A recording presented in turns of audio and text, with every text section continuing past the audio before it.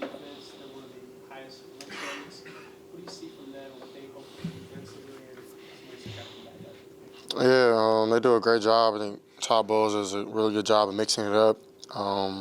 They run every coverage, really have every blitz scheme, have they do a lot of different things. So just they ought to be in our game and do what we do best and focus on what we got going on and try to handle what they do as best as we can. But he does a great job of getting his players in the right position to make plays and making those pivotal points in the game hard on quarterbacks and things like that. So got to meet him actually in the offseason. I know his son was thinking about going to Ohio State. Got to meet him there, and he's a real smart, good guy. So a lot of respect for what they do over there.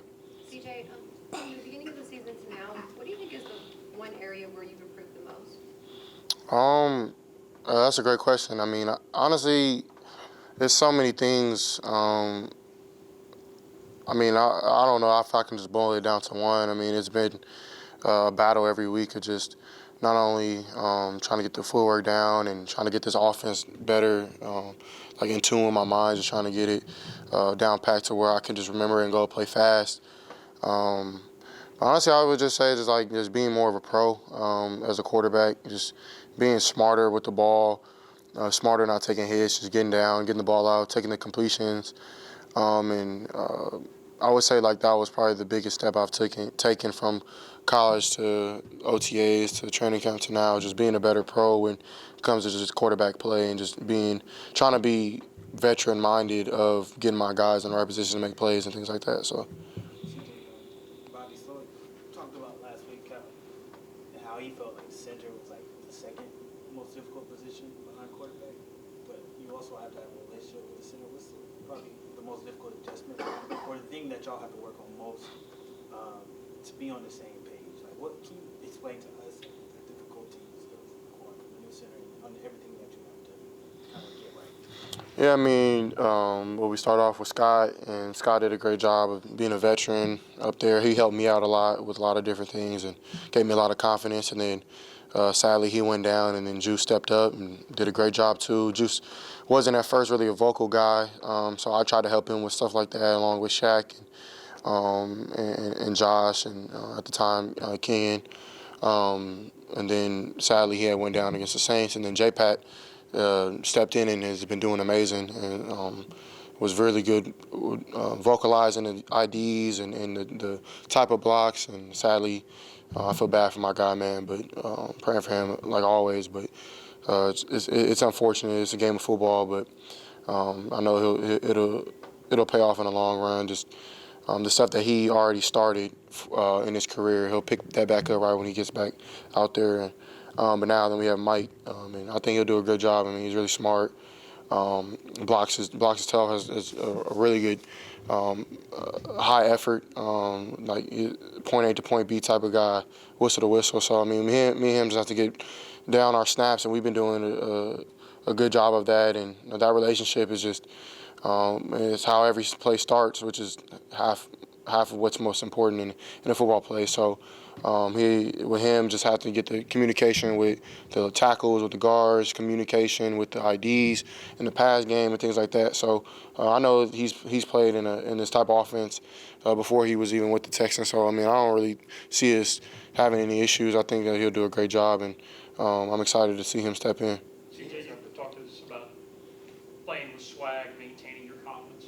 How do you do that when things maybe aren't going exactly the way you want them to go? And then what have you learned, not just here, but in your college career, about how important that is to carry that confidence from game to game?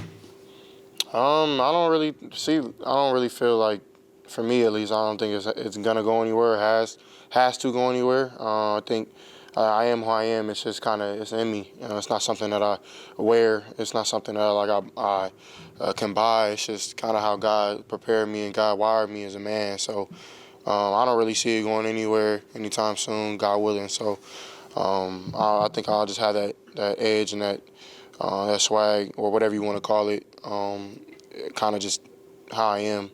And I'm not trying to sound like I'm just a cool guy or anything, but nah, that's just kind of just how God made me. So I mean, as this year goes on, I mean, I feel like it gets a little harder, but I mean, if it was easy, everybody would do it. And that's something I just keep reminding myself, man. Like, the trials, the tribulations, the hard losses, the whatever you want to name it, it prepares you for things that come on in the long run. Like God doesn't just give you stuff right away. You have to be prepared and you have to build those calluses, and that's something that I think this team we're getting.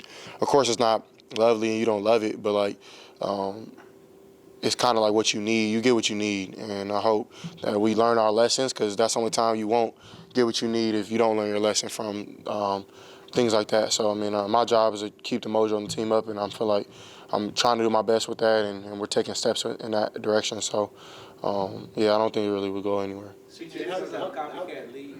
This is a copycat league. This is your, I think, the fourth NFC South team that you're going to face. And so when Tampa Bay goes back and look at the tape, they're not only looking at, Atlanta, and not looking at, scouting Carolina, but also you, their next opponent. You're one of those quarterbacks who never unlearns and always make sure that you make mental notes of, what you've been through. How much do you expect to see of what Atlanta and Carolina did as far as defense is concerned this week with Tampa Bay? Yeah, they're all really different type of styles of defense. Atlanta and New Orleans have a similar type of style. That's like I'm forgetting the head coach of the Saints. Yeah, Dennis Allen, excuse me. No disrespect to him. He's a great coordinator. I told you how I feel about him before, but that's like that tree. Atlanta's tree, Atlanta's DC came from Dennis Allen's tree. And then Carolina was Vic Fangio and like the Dolphins type of defense. This defense is more like, Todd Bowles is kind of like the king of it and started it, but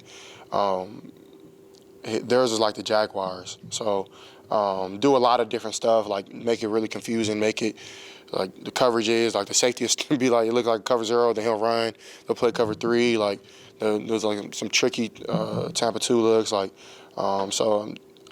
As I'm learning in the league, like a lot of guys do a lot of different things. It's about like what you can really focus on, because if you try to focus on what they're doing, like as a defense, it's the NFL. Like you just gonna confuse yourself. So I try my best to have an idea what's going on and what they're trying to accomplish and know where I'm hot. Like you know what I'm saying, do different things like that. But they do a good job of knowing that too, and then countering something off of that. So and I know that the Jaguars DC came from Todd Bowles and his tree.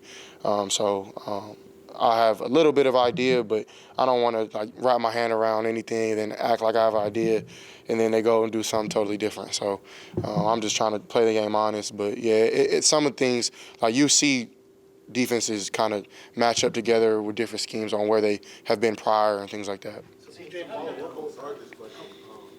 You mentioned they're going to throw a bunch of stuff at you, but when teams, you haven't been blitzed that much this year, so teams sometimes they'll try to put people in the line and do some sim pressure looks. When teams are doing that, how difficult can it be to decipher through all that traffic, figure out who's coming, who's not coming, but still get the ball to where it needs to go? Yeah, you gotta just focus on what you got going on and like the plan if they do come. But you don't want to that's what defense, especially I feel like since me being a rookie, they want me to do is be up there focusing on like the IDs and things like that. And there is a little bit of part to that, but you have to go and play football and play quarterback and try to depict the back end more than the front end, and half of that is just trusting with your own line and your center doing the right thing. So for me, I mean, I try not to focus on it too much, but have an idea of what's going on. So.